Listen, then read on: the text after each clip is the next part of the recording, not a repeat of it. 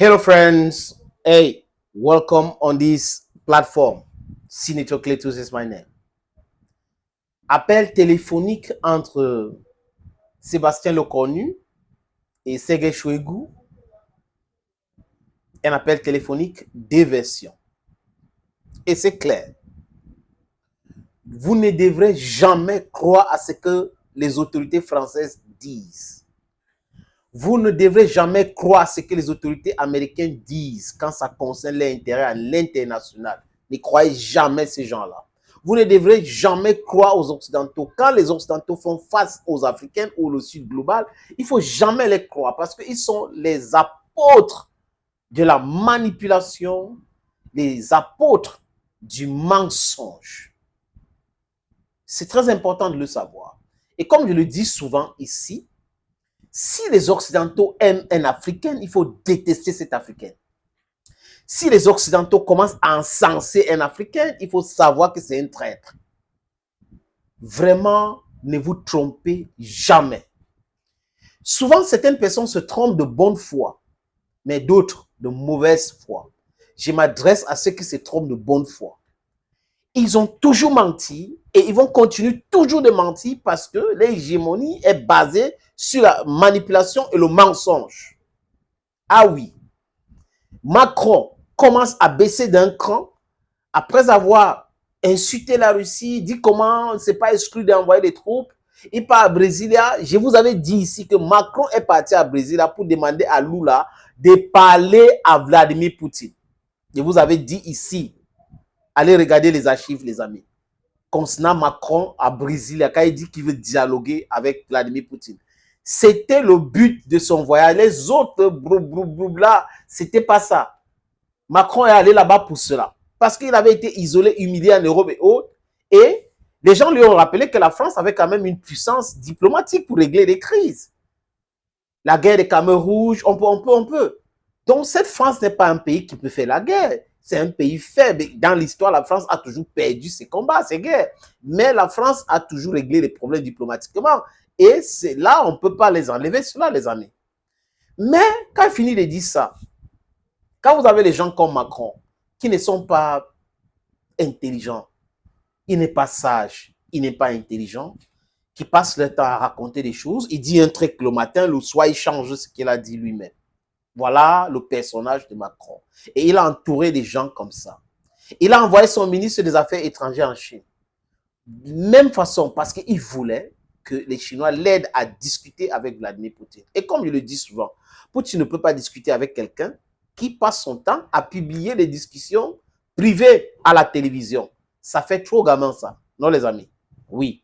Même ceux qui n'ont pas fait la diplomatie à l'école savent que ce n'est pas élégant d'exposer votre discussion à Mondovision. Mais il a fait.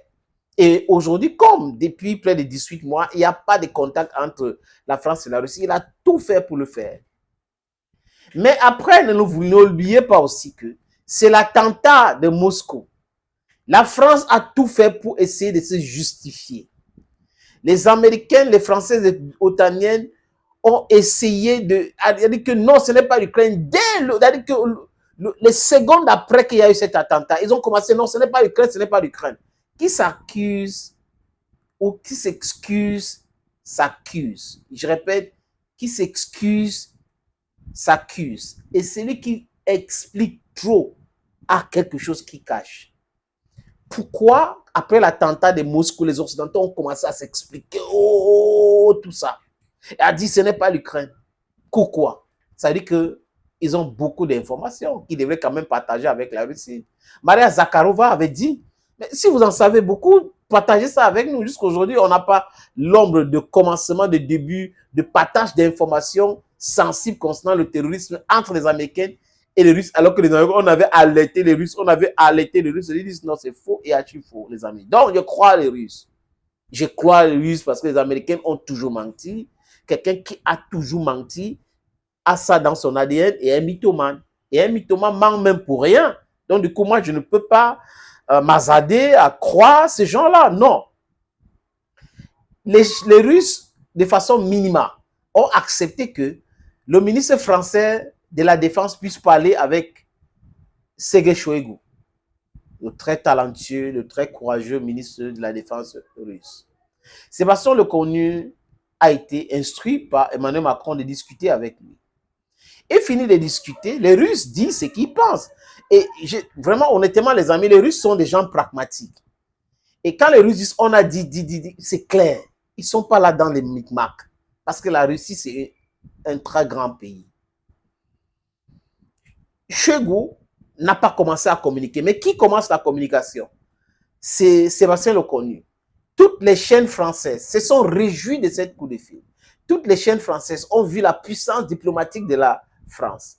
Mais d'autres ne voulaient même pas insister sur le fait que c'est la France qui a commandé cet appel, que la Russie n'a jamais voulu discuter avec la France.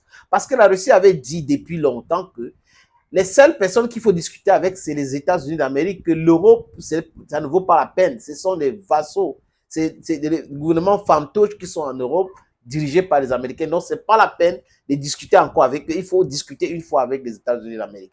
Et sur les plateaux de télévision, oui, vraiment, la France est entrée, la France a montré que la France pouvait faire ci, la France pouvait faire ça. Oui, ils ont raconté toutes ces choses-là. Et Sébastien Lecornu, dans son communiqué, n'a pas voulu dire exactement ce qui s'est passé. Il a surfé sur la surface et tout pour expliquer non, vraiment, je les ai dit que, j'ai dit à Shoigu que vraiment, la guerre en Russie, en Ukraine, ce n'est pas bon, ceci, on soutient toujours l'Ukraine, mais nos condoléances de 144 personnes que la Russie a perdues. Trop tard. Des usages diplomatiques. Quand un pays a un problème, on a les canaux, on a comment faire. Et ils savent, ils ont ce savoir-faire. On sait que quand un pays est en deuil, le gouvernement d'un autre pays qui veut parler au peuple de l'autre pays passe par son gouvernement. Donc, souhaite ses condoléances au gouvernement de ce pays et au peuple. C'est comme ça ça se passe. Et ils ont dérogé à ces règles-là. Dérogé à ces règles. Ils ont envoyé les messages directement au peuple russe. Et comme ils envoient directement, qui va prendre le message pour envoyer au peuple russe? Personne. Donc, vous voyez qu'ils étaient dans le non-sens. Et pour se rattraper, oh non, nous détenons certaines informations, vraiment, on voulait partager avec vous, les services secrets français voulaient travailler avec les services secrets russes. C'est la peur qu'on puisse les exposer. Et quand ils racontent des tas de choses en faveur de la France et autres et tout, Shoigu était obligé de parler. Il a dit clairement que, oh, je lui ai dit que j'espère que les services secrets français ne sont pas derrière l'attentat de Kukru City Center. Parce que l'Ukraine, c'est Shoigu qui dit, ne peut pas réagir sans prendre le hockey de ses alliés en Occident. Fin de citation. Et quand il finit de dire ça, j'espère que la France n'est pas derrière et que les services secrets français n'ont pas travaillé avec pour cela. Macron, boum.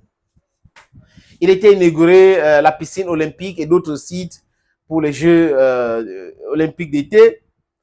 Oh, ce sont des propos menaçants. Le gros français est sorti. La Russie continue de nous menacer alors qu'on ne connaît rien. Ce sont des accusations. Pourquoi il pléniche?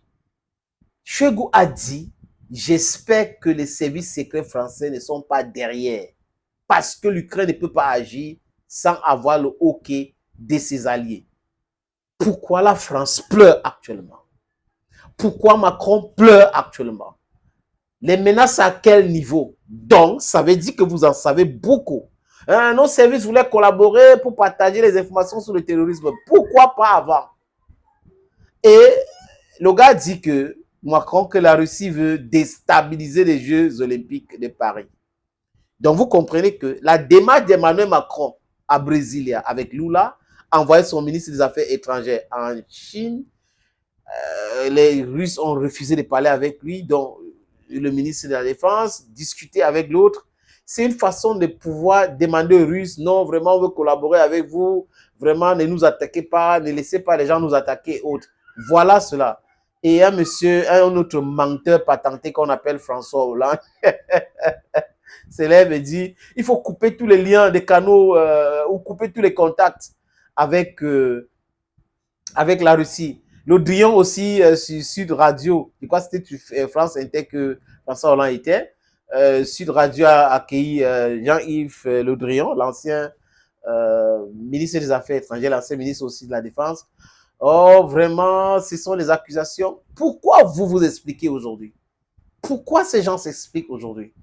Nous connaissons cette démarche et de façon méthodique, on vous observe et on explique pour que ceux que vous trompez tous les jours comprennent que vous n'êtes pas du tout sérieux.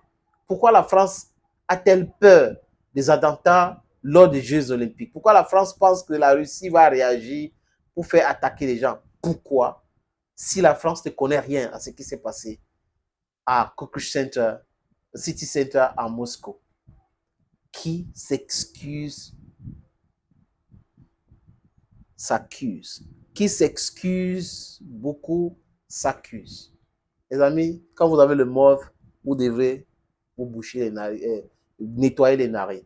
Il n'y a pas autre chose. Donc, je pense que la peur les gagne aujourd'hui parce qu'ils en savent. Ils sont au courant de beaucoup de choses.